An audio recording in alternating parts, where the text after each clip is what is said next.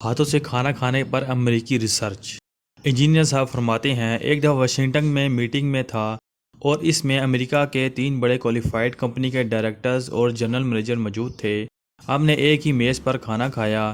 میں نے دیکھا ہم مہمان تو ہاتھوں سے شروع ہو ہی گئے تھے، لیکن انہوں نے بھی ہاتھوں سے کھانا شروع کر دیا۔ چھری کانٹے ایک طرف دھری رہیں۔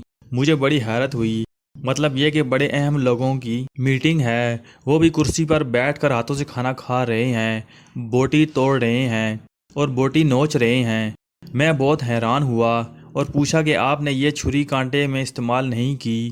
تو انہوں نے کہا ہمیں ہاتھوں سے کھانا کھانا پسند ہے۔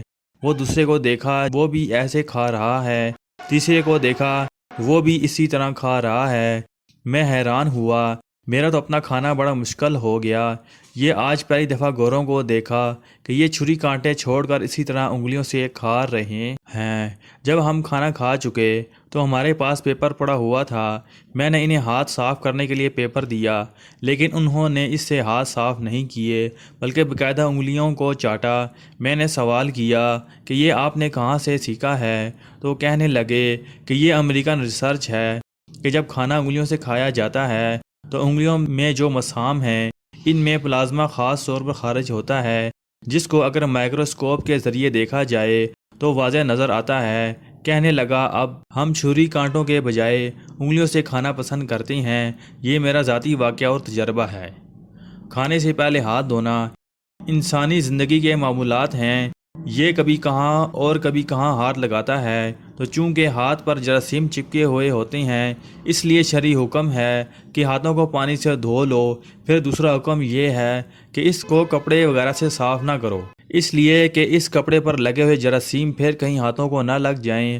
ایک ٹرک ڈرائیور نے کھانے کے لیے ایک ہوٹل کے قریب اپنا ٹرک کھڑا کیا۔